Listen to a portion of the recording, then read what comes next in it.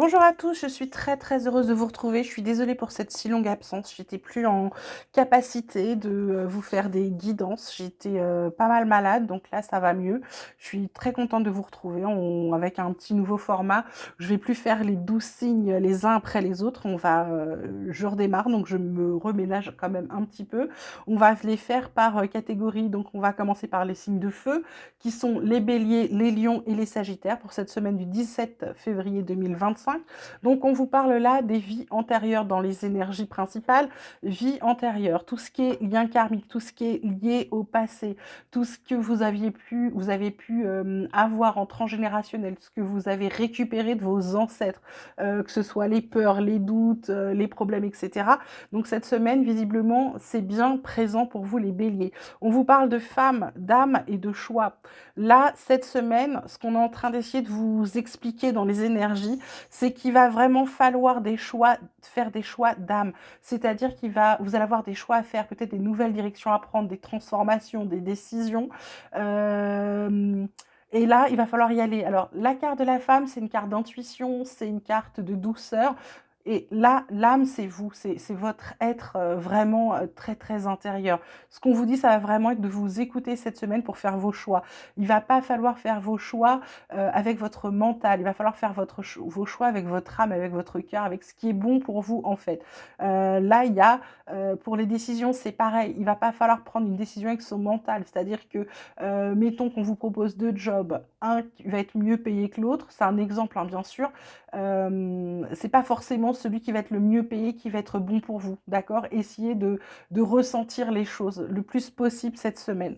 Ensuite, on vous parle de nouveaux plans de chakra coronal et de communication co-créative. Là, ce qu'on vous dit, le chakra coronal avec le soi illimité, pour moi, ça c'est pas un hasard, ça tombe sur l'âme.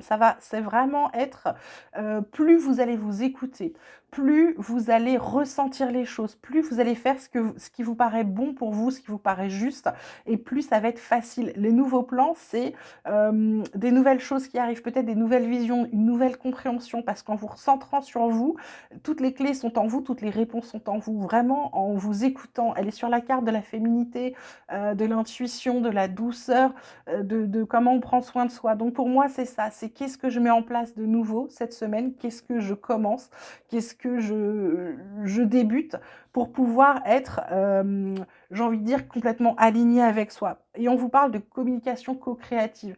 Il y a avec ça le fait que vous allez pouvoir peut-être vous expandre, peut-être aller vers les autres, peut-être parler plus facilement.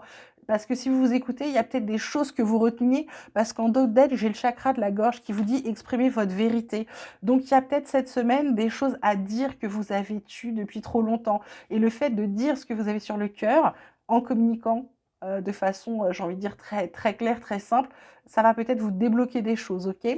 Ensuite, dans ce qui va nous faire travailler, on vous dit chercher et trouver et signe céleste.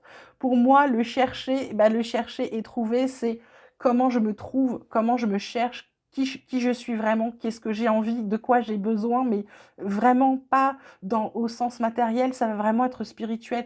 Qu'est-ce qui va me faire du bien? Qu'est-ce qui va m'apporter des bonnes choses, des bonnes ondes, des bonnes vibrations? Qu'est-ce qui va m'aider à avancer? Ça va être ça. Et les signes célestes, en fait, on a des signes tout le temps. Ça peut être des synchronicités, des heures miroirs, ça peut être des plumes qui viennent sur votre chemin, ça peut être des choses, ça peut être un animal totem, un animal qui revient tout le temps, soit dans vos rêves, soit voilà. Donc pour moi, il y a des signes. Et quand vous avez ces signes, ils vont arriver toujours à un moment où vous vous questionnez, où vous vous posez une question, où vous n'êtes pas bien, où vous commencez à douter de vous-même.